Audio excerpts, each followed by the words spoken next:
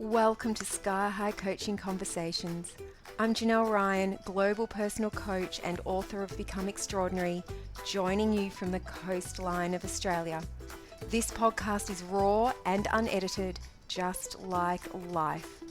I work with high-performing professionals, entrepreneurs, and elite athletes who are ready to expand their minds into new ways of thinking, create what once felt impossible, and lead themselves and others with confidence.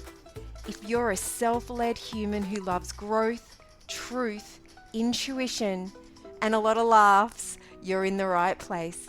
I'm so happy you're here. Let's dive in.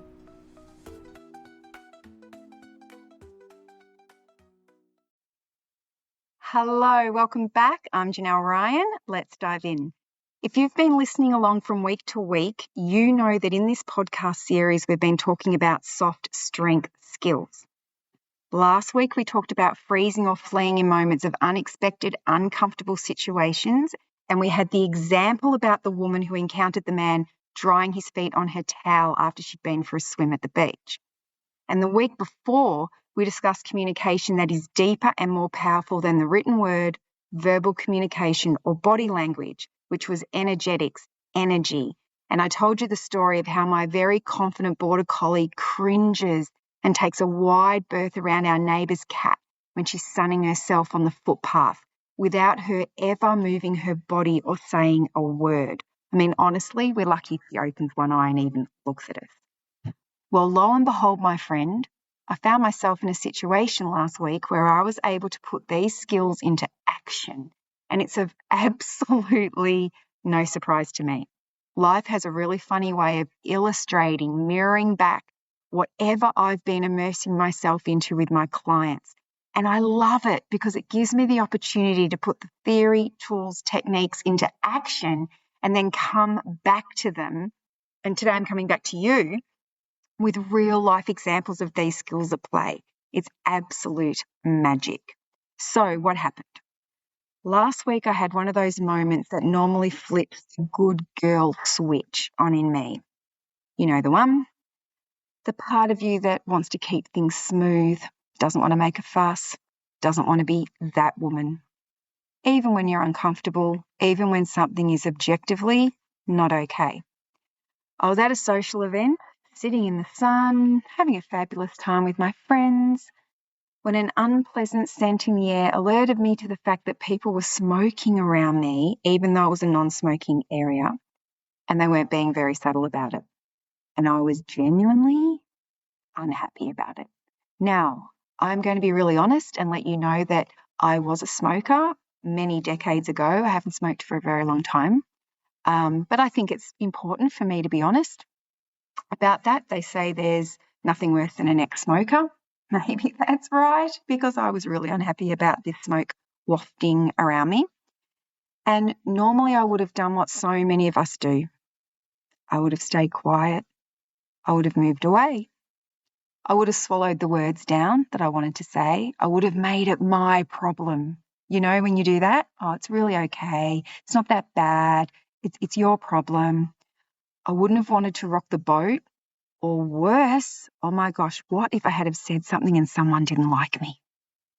Even strangers, right?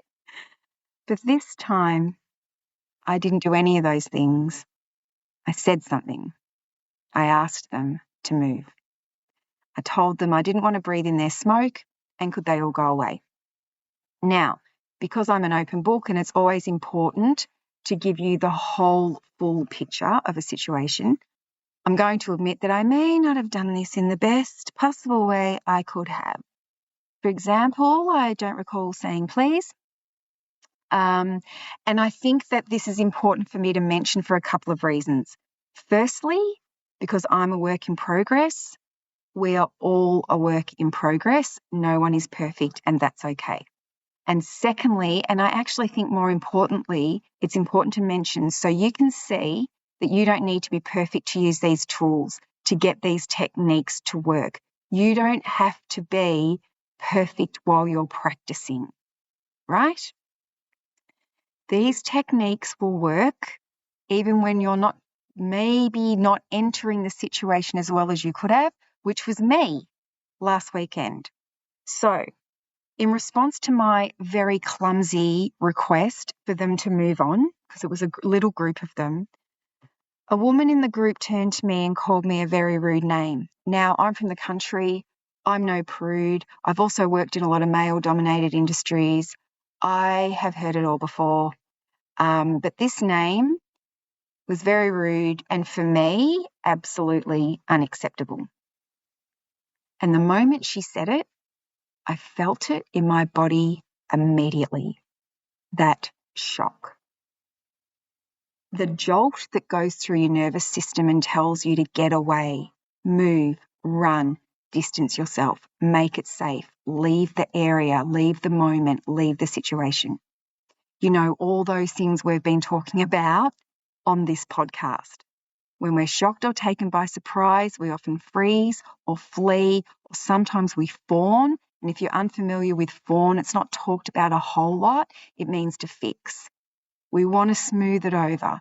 Or we even talked about how sometimes we laugh inappropriately. I can do that sometimes. Or we shrink, or we come out fighting with our sword raised. Now, the impulse that I felt rise up in me really fast was the move one, to get away, distance myself. But I didn't honour or obey it. I didn't run. I didn't retreat. I didn't start over-explaining myself or over-justifying my boundary. I didn't swear back at her. I anchored. I literally anchored into my body. Feet on the ground, breath slowed, shoulders down. And instead of fighting with words, I used energy. The same thing we see in animals. No hissing, no performance, barely a movement, but a very clear message. I will not be moved. That's what I did.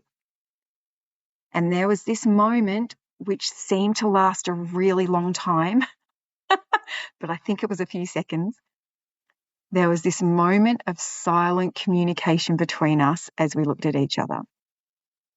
And in that silence, without me saying anything, I communicated, that word is not okay. You don't speak to me like that. This line is real. I wasn't aggressive. I wasn't loud. I didn't say anything. There were no dramatics. I held steady. And it was absolutely amazing what happened next. The change in her was visible. Her bravado completely disappeared. You could almost see it drain out of her face. Her face relaxed. Then she looked anxious. What did I say then? Anxious. And then contrite. Like, so sorry. And she started apologising profusely. And I sat there thinking, wow. Because here's the thing, she didn't suddenly become a different person in 30 seconds. What shifted was the dynamic. And if you have been listening along, you may recall in episode 1 of this series, we talked about power requiring a dynamic, because power is influence, it's impact. And to have influence and impact, there has to be another party. Now, I didn't know this woman. I still don't know this woman. So I don't know what she thought I would do when she threw that word at me.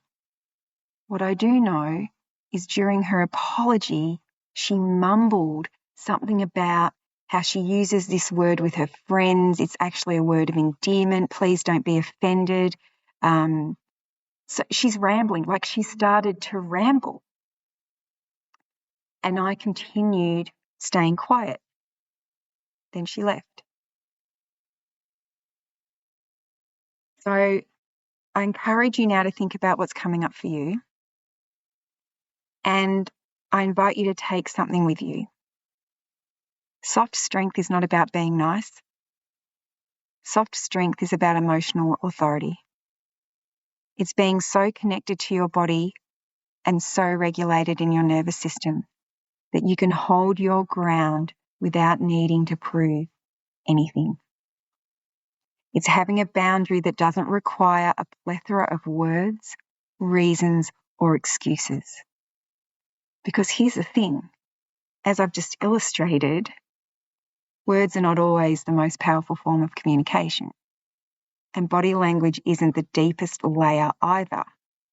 There is something beneath that presence, energy, the felt sense of, I mean what I'm saying. And this is why emotional intelligence is not just understanding emotions intellectually. Emotions live in the body. And if you want to influence, lead, or create impact, you can't only be good with words. You have to be good with yourself. You have to be able to stay with your own feelings, emotions, sensations when you're shocked, when you're surprised, when someone disapproves of you, when someone tries to shame you back into submission. Because that's the real test, isn't it? I mean, it's not how we speak when we feel safe. That's pretty easy. It's how you show up when you're surprised or shocked. So practically, what did I do in that moment? I'm going to break it down so you can take it and you can use it. First, I slowed right down on the outside and on the inside. Second, I grounded, I anchored feet, breath, body. Third, I didn't overtalk. I didn't defend, I didn't convince, I didn't perform.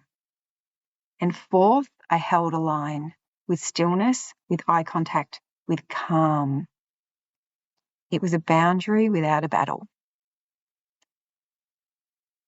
And this is the reason this matters is because a lot of women are incredibly articulate.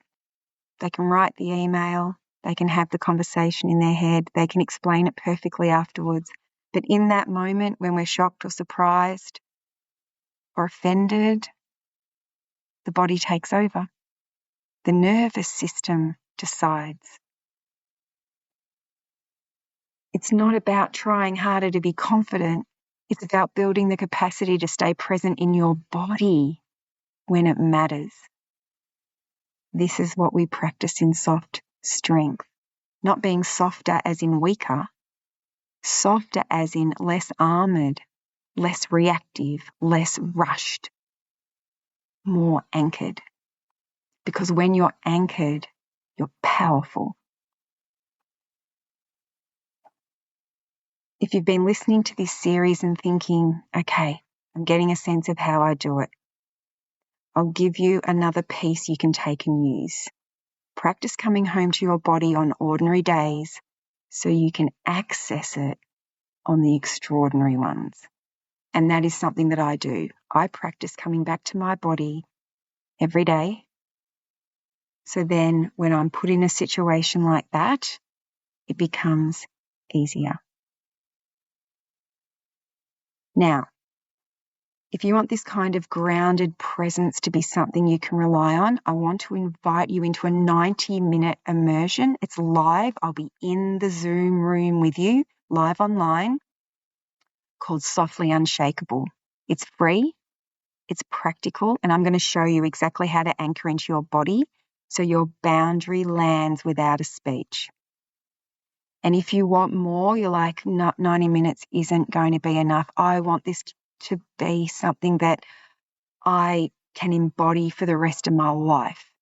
I invite you to check out the Soft Strength Salon. Ongoing practice, coaching from me, real life application with a circle of like-minded peers. And I'm going to put the links to both of these, the 90-minute immersion, Softly Unshakable, and the 6-month program, Soft Strength Salon. Try saying that fast 10 times in the show notes.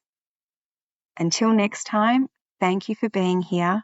Keep expanding, creating, and leading. And I hope you will join me next week where we're going to continue our conversation on soft strength. Enjoy the rest of your day. Bye.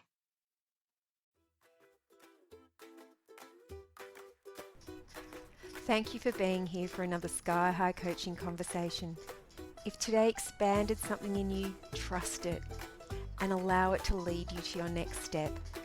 Take what landed, leave what didn't, and keep creating the life and vocation that feels unmistakably yours. Until next time, keep expanding, keep creating, and keep leading with clarity, courage, and a little magic.